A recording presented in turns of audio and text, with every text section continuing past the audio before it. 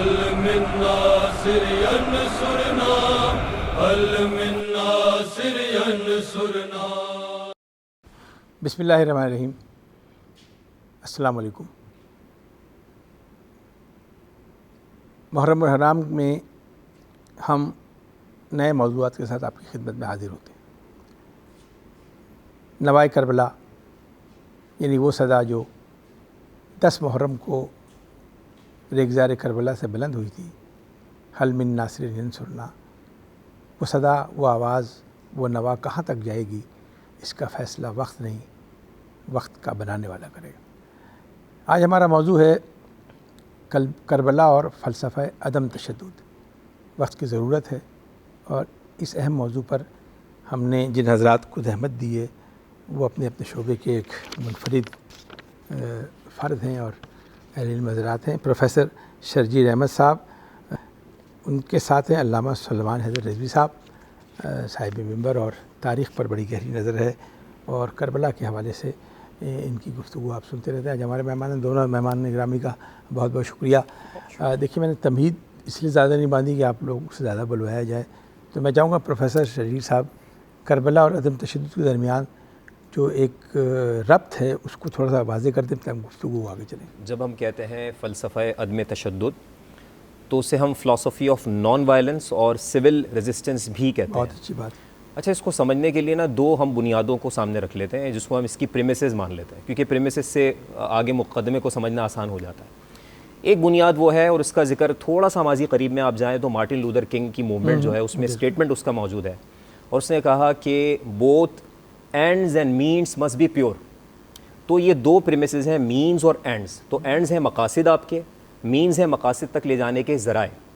تو non violence کی فلسفی میں بات کہی جاتی ہے، سمجھائی جاتی ہے کہ جس طرح آپ کے مقاصد اعلیٰ ہوں، مقاصد حق ہوں، اچھے ہوں، رائٹ ہوں، تو اس تک پہنچانے کے راستے بھی رائٹ ہونے چاہیے. بارہا اس طرح تاریخ میں دیکھا گیا کہ لوگوں نے اپنے مقاصد کو، جو کہ انہوں نے کہا کہ اچھے مقاصد تھے، اس تک پہنچنے کے راستے غلط چن لیے، یا راستے جو تھے مقاصد سے میچ نہیں کرتے تھے. تو نان وائلنس کے اندر یہ بات بتائی جاتی ہے کہ آپ اپرائٹ اور جسٹس کے لیے کھڑے ہو جائیں، لیکن جو راستہ ہوگا وہ فتنہ و فساد کا نہیں ہوگا، وہ قتل و غارت گری کا نہیں ہوگا. اب اس کانٹیکس کو سامنے رکھیں اور آپ دیکھ لیں ذرا امام حسین رضی اللہ تعالیٰ عنہ کی جد و جہد کو اور آپ کے اقدام کو. نہیں، تھوڑے سے میں یہاں روکوں گا. جو پیرامیٹرز آپ نے بنائے بہت شاندار طریقے سے، بہت اچھی جدید ٹرمینالوجی میں.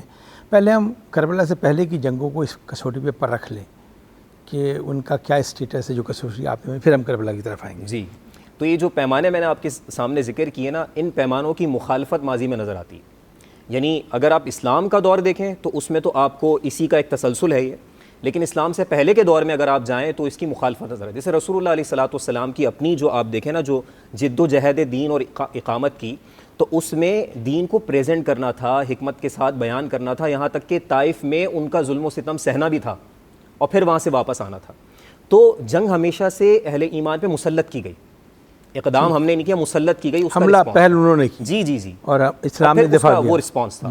لیکن آخر تک کوشش یہ کی گئی کہ تشدد کا راستہ کسی بھی صورت میں وہ نہ ہو. وہ تو تسلط والی بات ہو گئی، کیونکہ وہ جو اسٹیٹمنٹ ہے آپ علیہ الصلوۃ والسلام کا جو آپ نے فتح مکہ پر دیا، لا تثریب علیکم الیوم، تو یہ آپ انہی پیمانوں پہ قبول کر سکتے ہیں جہاں پر نان وائلنس کی فلسفی پریکٹس ہوتی ہے. اسلام میں تشدد کا تصور آیا کہاں سے قبلہ؟ اچھا، اس میں دیکھیں تشدد جو غلط فہمیاں ہیں مغربی معاشرے میں، اس کو ہم واضح کر دیتے ہیں. بنیادی طور پہ ایک انسان کے جو جذبات ہیں، اس کے جو اظہار ہیں، اس میں سے ایک اظہار تشدد رہا ہے انسان کا، اور اس میں کوئی مسلمان نہیں، انسان کی جنرل نیچرل آپ دیکھ لیں. لیکن اسلام نے اس کو جو ہے کیا کیا کہ اس میں انسان کی رہنمائی فرمائی کہ تم نے اپنی ذات کے لیے کوئی قدم نہیں اٹھانا، تم نے اجتماع عام کو دیکھ کر جد و جہد کرنی ہے اور تم نے حکمت کے ساتھ دین کو پیش کرنا ہے. پھر جو آگے سے رسپانس آتا ہے وہ ایک معاملہ الگ ہو جائے گا. لیکن ہمارا اقدام کہیں بھی وائلنس والا اسٹارٹ سے آپ دیکھ لیجئے وہ آپ کو نظر نہیں آتا، بلکہ قرآن میں آپ پڑھتے ہیں ادعو الی سبیل ربک بالحکمۃ والموعظۃ الحسنۃ وجادلہم باللتی ہی احسن، کہ بھائی 3 باتیں بتا دیں. دین کی دعوت دینی ہے تو وزڈم کے ساتھ دینا، آگے اچھی نصیحت کر دینا، اور اگر مجادلہ کرنا پڑ جائے، مباحثہ کرنا پڑ جائے تو اس میں بھی بہترین راستہ آپ نے اپنایا. تو اصولی طور پہ آپ دیکھیں تو یہ اصول آپ کو کارگر نظر آتا ہے اسلامی تعلیمات. بہت اچھے جناب، بہت سے گوشے ابھی آپ نے واقعی اس فکر واپس آئیں گے. قبلہ مولانا علامہ سلمان حیدر رضوی صاحب، ہمیں مشترکہ تاریخ سے یہ بتائیے کہ کربلا کا عدم تشدد سے کیا تعلق ہے، اور آج کے معاشرے میں تشدد والے معاشرے میں ہم اس کو عدم تشدد میں بدلنے کے لیے کربلا کو کیسے استعمال کر سکتے ہیں؟ جہاں تک کربلا اور عدم تشدد کی بات ہے، ویسے اگر آپ دیکھیں تو کربلا میں تو صرف آپ کو تشدد ملے گا جو کہ فوج باطل کی طرف سے ہو رہا ہے. لیکن معاملہ یہ ہوا جب لفظ کربلا آ گیا تو جس طرح الفاظ متضاد ہو جاتے ہیں، جب کربلا آ گیا تو یہ طے ہو گیا کہ جو اس کے مقابل ہوگا وہ تشدد ہوگا، وہ متشدد ہوگا، وہ باطل ہوگا امن کے مقابلے پہ جو امن کے مقابلے میں. کیونکہ اب عبداللہ الحسین علیہ السلام نے پہلا قدم بتاتا ہے کہ آگے کی نیت کیا ہے. جب مکے سے نکل رہے ہیں، جب مدینے سے نکل رہے ہیں تو اطرت اطہار علیہ السلام ساتھ ہے، یعنی اب عبداللہ کا جنگ کا کوئی ارادہ نہیں ہے. اور پھر پروفیسر صاحب نے بھی ابھی بات کی کہ جنگ ہمیشہ اہل ایمان پہ مسلط کی گئی. تو یہ صرف کربلا میں نہیں ہوا، اب وہ آپ چاہے بدر سے چلیں، احد سے چلیں، ہر جنگ آپ کو اسلامی اطہار کی یہ دکھائے گی، اس بات کی آئینہ دار ہے کہ کس وقت کیا کیا ہوا اور کس کس چیز کی لوگوں نے نیت کی ہوئی تھی. رسول اللہ نے یا اسلام نے کبھی کسی کو تشدد پہ اکسایا نہیں، یا تشدد کا تصور اسلام میں آتا ہی نہیں ہے. اسلام تو وہ کہتا ہے کہ اپنی گردن پیش کر دو جہاں حق کی بات آئے، اپنے بچے قربان کر دو. اور یہ سنت ابراہیمی سے چلیں، اگر ابھی پچھلا ہی مہینہ جو گزرا ہے وہ قربانی کا ہے، آخری مہینہ بھی اسلامی قربانی کا ہے، پہلا بھی قربانی ہی کا ہے. تو یہ تشدد والا جو معاملہ ہے، سن 61 ہجری کے بعد الفاظ نے جہاں پہ بہت سے الفاظ کے معنی بدلے، وہاں پہ امن کا ترجمہ کربلا ہو گیا اور تشدد کا ترجمہ تا قیامت تک کے لیے یزید ہو گیا. ہم صرف جنگ کو تشدد سمجھتے ہیں.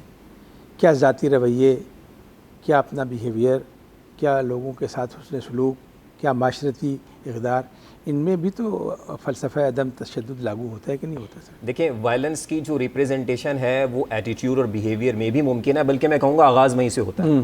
انسان کا اینڈ جو نا اس کی بگننگ سے ڈٹرمن ہو جاتا ہے. صحیح. یعنی آج اس انسان میں آپ کو وہ اوصاف نظر آ رہے ہیں نا بیہیویئر کے اندر، سختی اور وہ کڑھن اور کسی صورت میں بات کو دلیل سے نہ ماننا، تو یہ اینڈ اس کا بتا دیتا ہے انسان کا، یہ اس نے جانا کہاں سے، یہ اپ گریڈ ہو کر الٹیمیٹلی یہ فزیکل وائلنس کی طرف جائے گا. تو امام حسین رضی اللہ تعالیٰ عنہ کی اگر آپ ہستی کو دیکھیں نا اس تناظر میں، تو آپ اپنی سیرت میں، کردار میں، گفتار میں، احوال میں رسول اللہ علیہ الصلوۃ والسلام کا ریفلیکشن ہے. اور جگہ جگہ پورے سفر میں آپ کی جو گفتگو ہے نا، اپنے آپ میں بتا رہی ہے کہ تذکیر ہے، ریمائنڈرز ہیں کہ دیکھ لو میں کون ہوں، میرا مرتبہ کیا ہو، پھر تم دیکھ لو کہ تمہارے معاملات کیا ہو گئے، کہ وہ شخص جس نے حلال کو حرام اور حرام کو حلال کر دیا ہے، اللہ کی اطاعت سے ہٹا کر طاغوت اور شیطان کی اطاعت کی طرف لگا دیا ہے، ظلم کا جو ہے بازار گرم ہے. تو یہ ریمائنڈرز دے رہے ہیں، اور یہ ریمائنڈرز اپنے آپ میں رسول اللہ علیہ الصلوۃ والسلام کا جو امام حسین پر ریفلیکشن ہے کردار کے اندر، آپ کو وہ آتا نظر آتا ہے. یہاں پر جو ہمارے ہیومن رائٹس کمیشنز ہیں فی الوقت، چونکہ آپ سے لہجے سے مجھے اندازہ ہو رہا ہے کہ آپ کی نظر ہے، وہ اسلامی نقطہ نظر نہیں ہے ان کا، وہ یا عیسائیت ہوگی یا یہودیت ہوگی، لیکن ساری بنیادی چیزیں وہ جو آپ کے اسلام میں. تو جو اس وقت یونائٹڈ نیشن کا چارٹر ہے یا ہیومن رائٹس کمیشن جتنے ہیں، انہوں نے اصول تو سارے اسلام کے اپنائے ہیں، لیکن انہوں نے مسلمانوں کے اصول نہیں اپنائے. تو اس پر کیا ہم کہیں گے کہ وہ ہمارے اصول کو انہوں نے چرا لیا، یا ان کے مذہب میں بھی یہی کچھ چیزیں ہیں؟ دیکھیں، میں تو اس میں کہوں گا کہ بنیادی طور پہ جتنے بھی انسانی حقوق کے اوپر ڈیولپمنٹس ہے، یو این کی ہو یا دیگر اداروں کی ہوں، تو اصول کے اندر تو وہ ریزننگ کے اوپر کھڑے ہوئے ہیں، یعنی ہیومن ریزننگ کی ہی یوٹیلائزیشن ہے. انسپریشن دین سے بھی لی گئی، لیکن ہماری جو بنیاد ہے وہ ریولیشن پہ سٹینڈ کرتی ہے. بالکل صحیح. تو ہم تو ریولیشن پہ سرنڈر کر کے آگے بڑھتے ہیں اور نفع ہمارا ہو جاتا ہے. یعنی یوں سمجھ لیجئے کہ وحی کی روشنی میں چلنا شروع کریں تو سارے فائدے انسانیت کے ہمیں حاصل آٹومیٹکلی ہونا شروع ہو جاتے ہیں، چاہے وزڈم سمجھ میں نہ آئے. لیکن وہاں پر ایک لمیٹیشن آتی ہے کہ وہ الٹیمیٹ ریزننگ کے اوپر سٹینڈ کرتے ہیں. لیکن میں ضرور کہوں گا کہ انہوں نے ایویڈنس دیکھا ہے مسلمانوں کا، یعنی رسول اللہ علیہ الصلوۃ والسلام نے اپنے اصحاب اور اہل بیت کی صورت میں جب تربیت کر کے لوگ تیار کیے ہیں، تو ان کا جو امپیکٹ آگے ہسٹری پر آیا ہے، تو بہرحال ان لوگوں نے اس کو دیکھا ضرور ہے کہ ایویڈنس تو ہے. تو آج کا جو انسان ہے وہ ایویڈنس کو دیکھ کر اصول بناتا ہے، تو اسی ایویڈنس کو دیکھ کر اصول بنائے، لیکن وہ ایویڈنس ہم اپنی ذات سے نہیں دکھا رہے. کربلا کے بعد پھر اس کو کیوں نہیں آئیڈیل بنایا گیا؟ بعد کی جو حکومتیں یا جو بھی معاشرہ ہوا، اس نے کربلا سے یہ عدم تشدد کا سبق لیا کیوں نہیں؟ اچھا، یہ اس میں میں ایک دوسری جو ہے نا بات پیش کرنا چاہوں گا آپ کے سوال پر. میرا ذاتی طور پہ ماننا یہ ہے کہ جب میں کربلا کی پوری فلسفی پر نظر ڈالتا ہوں تو مجھے آگے تک میں جو ایک کنیکٹیوٹی ہسٹری میں نظر آتی ہے نا، تو لوگوں کا تو اعتماد پیدا ہوا ہے اس بات پر کہ نان وائلنٹ جو موومنٹ ہوتی ہیں ان کا امپیکٹ وائلنٹ موومنٹ سے دگنا ہے. اور یہ میں آپ کو کوٹ کروں گا، باقاعدہ ڈیٹا ایویڈنس شو کر رہا ہے کہ ماضی میں آپ اس سے آگے چلا لیں سلسلے، جتنی بھی نان وائلنٹ موومنٹس تھیں انہوں نے زیادہ سکسیس ریٹ دیا ہے لانگ ٹرم کے اندر جا کر، اور وائلنٹ موومنٹ سے وقتی طور پہ کر کے اپنا اثر ختم کر دیا. تو میرا تو ذاتی ماننا یہ ہے کہ جتنے بھی بعد میں تحریکیں اٹھی نا نان وائلنٹ کے اوپر، تو وہ انسپریشن امام حسین کی جدوجہد کے اندر موجود ہے اس کی. واہ سرور صاحب، آپ کچھ سوچ رہے ہیں تو خود ہی بول دیں یا میں سوال کروں؟ نہیں، آپ دیجیے سوال. کچھ کہنا چاہتے ہیں تو مجھے جو کچھ آپ سوچ رہے ہیں میں چاہتا ہوں. نہیں دیکھیں، آپ نے جس طرح کہا کہ ہم صرف جنگ کو تشدد یا محدود کر دیتے ہیں اس وقت تک کے لیے، دیکھیں اگر آپ سیرت سرکار دو عالم صلی اللہ علیہ وآلہ وسلم کی طرف نظر کریں تو یہ واقعہ کتابوں میں ملتا ہے کہ مدینے میں ایک شخص آیا ہے اور اس نے سرکار کے بارے میں نازیبہ الفاظ کہے ہیں، اور بھرے مجمع میں سرکار جناب امیر مولا علی بن ابی طالب علیہ الصلوۃ والسلام کو آواز دے کے کہا، یا علی آؤ اور اس کی زبان کاٹ دو. اور جب یہ جملہ کہا جائے تو ایک ہی عنصر لیا جاتا ہے کہ زبان کاٹی جائے گی، لیکن ہوتا یہ ہے کہ جناب امیر اس کو شہر کے باہر چھوڑ کر آتے ہیں، اس کو رقم دیتے ہیں، گھوڑا دیتے ہیں اور کہتے ہیں یہاں سے چلے جاؤ. اور اگلے دن یہ دیکھا جاتا ہے کہ مسجد میں نماز فجر کے وقت وہ وضو کر رہا ہوتا ہے، تو لوگ رسول اللہ صلی اللہ علیہ وآلہ وسلم کے پاس شکایت لے کے آتے ہیں کہ آپ نے علی سے کیا کہا تھا اور علی نے کیا کہا. تو سرکار مسکرا کر کہتے ہیں میرے جملے کو علی کے علاوہ کوئی نہیں سمجھا. تو یہ تو آپ کی اس والی بات کا جواب ہے. اور دوسری بات یہ کہ تشدد کی بنیادی وجہ کیا ہوتی ہے؟ جب کوئی اس چیز کی حسرت کرے جس کا وہ حقدار نہ ہو، تو یہ سب سے پہلی وجہ تشدد کی ہوتی ہے. یعنی وہ اللہ کی تقسیم پہ راضی نہیں ہوتا. صحیح. جیسے آپ یہ سمجھ لیں کہ اللہ نے آپ کو جیسے دولت دی ہو اور مجھے نہ دی ہو، اور میں آپ سے حسد کروں. حسد پہلی سیڑھی ہے. مثال دے رہے ہیں. میں مثال دے رہا ہوں. پہلی سیڑھی ہے حسد، اور وہی آگے جا کے تشدد میں تبدیل ہو جاتی ہے اور بندہ متشدد ہو جاتا ہے. اور جس طرح پروفیسر صاحب نے کہا کہ جتنی بھی تحریکیں اٹھیں، کیونکہ دیکھیں کربلا کو اب تک 1400 سال ہو گئے، کوئی بندہ یہ دعویٰ نہیں کر سکتا کہ وہ کربلا کو اور اس کے پس منظر کو مکمل طور پہ سمجھ چکا ہے. گوشے نکلتے جا رہے ہیں. جیسے محب فاضلی نے کہا ہے کہ 14 صدیوں سے مسلسل بھی اگر لکھا گیا، کربلا کے واقعے کو مختصر لکھا گیا. تو یہ چلتا رہے گا، وقت زمانہ آتا رہے گا، اور کربلا وہ سورج ہے جس کی شعاعیں ہر صدی میں ہر لمحے میں پھوٹتی رہیں گی اور وہ ایک نیا راستہ تعمیر کرتی رہے گی. بہت اچھے سمتوں کی طرف ہم جا رہے ہیں. اللہ کرے تھوڑا سا وقت میں میسر آ جائے. پروفیسر صاحب، ایک ذہن میں بات آئی ہے آپ کی گفتگو سن کے. ہم ایام اعزاء میں محرم میں بیٹھے ہیں، ہمارے پوری دنیا میں ہمارا پروگرام دیکھا جا رہا ہے، آپ کی گفتگو سنی جا رہی.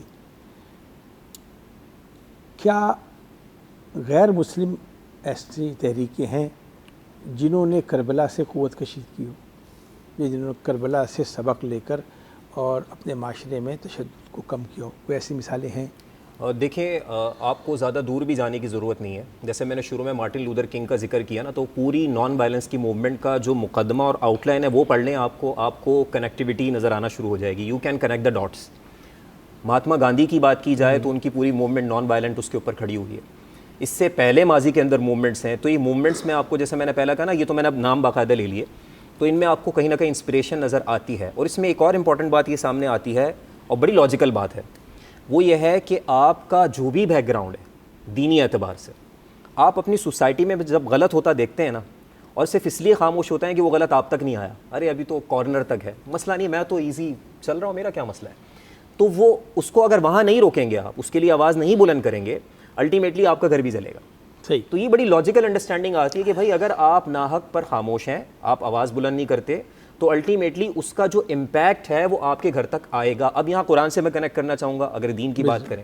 دیکھیں، قرآن کریم میں ایک مقام پر اہل ایمان کی صفت بیان کی گئی ہے، لا یخافون لومۃ لائم. کہ یہ وہ بندگان خدا ہیں کہ ملامت کرنے والے کی ملامت کا خوف نہیں کھاتے جب حق کے لیے نکلتے ہیں. دنیا جو بھی کہے، اب میں نے حق کے لیے آواز بلند کی ہے نا، راستہ میں نے ٹھیک اپنانا ہے، راستے میں نے فتنہ انگیزی نہیں کرنی، لیکن چونکہ میرا کاز رائٹ ہے تو اب دنیا اس پر جو بھی مجھے کہے تو وہ کاز کا رائٹ ہونا اگر میں آج نہیں کروں گا ایک مومن کے طور پہ، تو بنیادی طور پہ وہی خرابی کہیں نہ کہیں میرے گھر تک پہنچ جائے گی. دیکھیے آپ دونوں نمائندگی کر رہے ہیں اس وقت اسلامی طرز فکر کی، لیکن ہمارا پروگرام دنیا کے ہر خطے میں ہر طرح کے لوگ دیکھ رہے ہیں، ان میں ضروری نہیں کہ سب مسلمان، غیر مسلم ہیں، نوجوان ہیں، جین زی نسل ہے، بے ساختہ سوال کرنے والے. میں بہت احتیاط سے اور باریک راستوں سے گزر کے ایک سوال کر رہا ہوں. آپ آج کے پروگرام میں آپ دونوں جو اسلام کا فلسفہ جہاد ہے اس کو تشدد سے جدا کیسے کریں؟ ٹھیک، دیکھیں یہ بڑا آپ نے اہم سوال کیا، کیونکہ کہیں نہ کہیں لوگ سملیرٹیز اپنے زوم میں ڈرا کر کے ایک کر دیتے ہیں. تو جہاد تو اسپرٹ ہے، لیکن وہ کیسے ہے کہ اس کے اندر اصول جو ہے وہ یہ ہے اس کے مفہوم کا.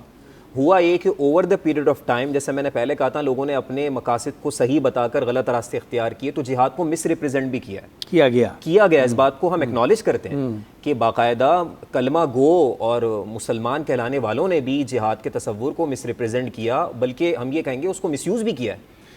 اور اس میں سمجھنے کی ضرورت ہے کہ جہاد بنیادی طور پہ اسلام کی امن کا جو ایک پورا تصور ہے نا، اس کی پروٹیکشن کی جد و جہد ہے. یہ اس انداز سے میں اس کو سمجھانا چاہوں گا. اسی وجہ سے آپ دیکھیں کہ رسول اللہ علیہ الصلوۃ والسلام جب ایک جہاد سے واپسی لوٹے ہیں تو وہاں پر فرمایا کہ ہم جہاد اصغر سے اکبر کی طرف لوٹے ہیں. تو جد و جہد دونوں جگہ ڈٹرمن کر دی کہ تم اس کو وہاں پر محدود مت کر لینا، وہ وہاں کی ضرورت تھی وہ کر کے آ گئے. اب تو زندگی بھر کا تمہارے ساتھ ایک نفس لگا ہوا ہے، اس سے تم نے لڑتے رہنا ہے. تو اس میں ایفرٹ کا، اسٹرگل کا، جد و جہد کا معنی ہے. لیکن اگین آئی وڈ سے کہ دیکھیں ایک اچھا انسان ہوتا ہے نا، تو اچھے انسان کا تحفظ بھی ضروری ہے. تو اسلام وہ دین ہے، وہ امن کا داعی ہے. تو اس امن کی پروٹیکشن کے اندر یہ جد و جہد اللہ رب العزت نے رکھی ہے، جس کی ایک نہیں کئی صورتیں ہیں. علم کے ذریعے ہے، قلم کے ذریعے ہے، نفس کے ذریعے ہے، اور بہت کچھ ایفرٹس ہیں. تو ہوتا کیا ہے کہ بعض دفعہ لوگ اس کو قتال میں سنگل آؤٹ کر کے دکھاتے ہیں اور اس کو بھی مس ریپرزینٹ کر کے جوڑتے ہیں اور اس کو ٹیرر سے کنیکٹ کر لیتے ہیں. تو آئی وڈ سے کہ اسلام کے اس تصور کو سمجھنے کے لیے نا آپ کو دیگر تعلیمات کو ملا کر سمجھنا ہوگا. ٹیررزم کا جہاد سے کوئی تعلق نہیں، بالکل بھی کوئی تعلق، یہ تو منافی ہیں ایک دوسرے کے. دوسری بات، ایک جملہ میں عرض کرنا چاہوں گا آپ کی اجازت سے، کہ میں یہ محسوس کرتا ہوں چونکہ ہمارا اسٹوڈنٹس کے ساتھ بھی بڑا کمیونیکیشن رہتی ہے جین زی کے ساتھ. میں نے دیکھا ہے کہ عام طور پہ جو کنفیوژن ہوتی ہے نا دین سے، اس کی ایک وجہ یہ بھی ہوتی ہے کہ ایک چیز کو بغیر کانٹیکس کے اٹھا کر پریزنٹ کر دیا، سیاق و سباق کے بغیر. ایگزیکٹلی. اصول یہ ہے کہ آپ جب عورت کی بات کریں گے اور مرد کی بات کریں گے تو دونوں کو اجمالاً بیان کر دیں تاکہ کنیکٹیوٹی ڈاٹ کی ایک جگہ پر آئے. تو اسلام کے بارے میں جو کنفیوژن ہوتی ہے نا لوگوں کو، اس کی وجہ یہ بھی ہے کہ چیزوں کو آئسولیشن میں پریزنٹ کیا جاتا ہے. جب آپ اس چیزوں کو کنیکٹنگ ڈاٹ کر کے دکھائیں گے تو آپ کا دل، دماغ، ہر چیز یہ تسلیم کرے گی کہ اس سے بہتر جو ہے وہ راستہ انسانیت کے لیے ہو ہی نہیں سکتا. سلمان صاحب یہ بتائیے کہ میدان سے ہم گھر کے میدان تک آتے ہیں، کیا ضروری ہے کہ ہم عدم تشدد کا مظاہرہ جا کے میدان میں کریں یا فلاحی تنظیموں کے ذریعے جا کر میدان جنگ کریں؟ ایک گھر جو ہے آپ کی سلطنت جس کے آپ مالک ہیں، اس میں بھی تو تشدد کا کوئی تصور ہے. چائلڈ پروٹیکشن ہے، بیورو بنا ہوا ہے، اور عورتوں پہ تشدد ہے. یہ کیا کربلا سے یہ لوگ سبق نہیں لیتے یا کشید نہیں کرتے جب کربلا کو مانتے ہیں؟ تو جناب اگر کربلا سے سبق لیا ہوتا تو اگر لیا ہوتا تو پہلا جہاد تو اپنے نفس سے کرتے، یعنی جہاد نفسی کرتے. جیسے پروفیسر صاحب کہنا رسول اللہ صلی اللہ علیہ وآلہ وسلم نے فرمایا کہ اب جہاد اکبر کی طرف جانا ہے، اور جہاد اکبر قرآن نے بھی اور احادیث رسول میں بھی کہا گیا ہے اپنے نفس سے لڑنے کو اور اپنے نفس سے جہاد کرنے کو. دیکھیں ہم یہ تو کہہ دیتے ہیں کہ ہمارے آئیڈیل ہیں حسین یا حسینیت ہماری آئیڈیل ہے، لیکن آپ کا کردار یہ بتائے گا کہ آپ آئیڈیل زبانی کہہ رہے ہیں یا آپ کے کردار میں بھی اس کی کوئی ریفلیکشن ہے. اب جس طرح آپ دیکھتے ہیں کہ آج کل معاشرے میں عدم تشدد، آپ نے جس طرح تشدد کی بات کی کہ یہ جو بیوروز بنے ہوئے ہیں اور خبریں آتی ہیں کہ فلاں عورت کے ساتھ یہ ہو گیا، فلاں بچے کے ساتھ یہ ہو گیا، تو اگر لیا ہوتا سبق، کیونکہ کربلا میں ہر چیز کا ایک سیمبل موجود ہے.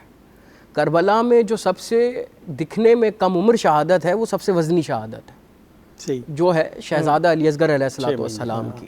کیونکہ دیکھیں دنیا میں میں نہیں سمجھتا کہ کوئی ایسا شخص ہو کہ جس نے شہزادے کی شہادت سنی ہو اور وہ یہ کہہ دے کہ اس جنگ سے اس بچے کا بھی تعلق تھا، کیونکہ سوال ہی نہیں پیدا ہوتا. اور 6 مہینے کے بچے کی بات تو بہت دور کی آتی ہے، خواتین موجود ہیں.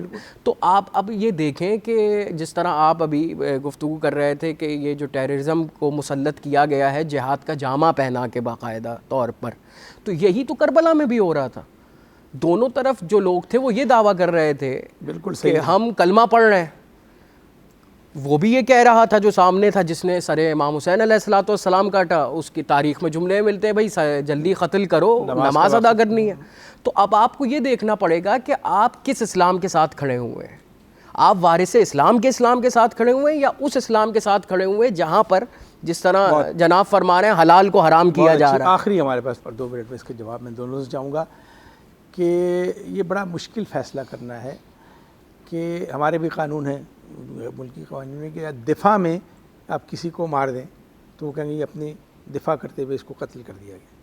کربلا میں دفاع میں بھی قتل کا عنصر نہیں ملتا ہے.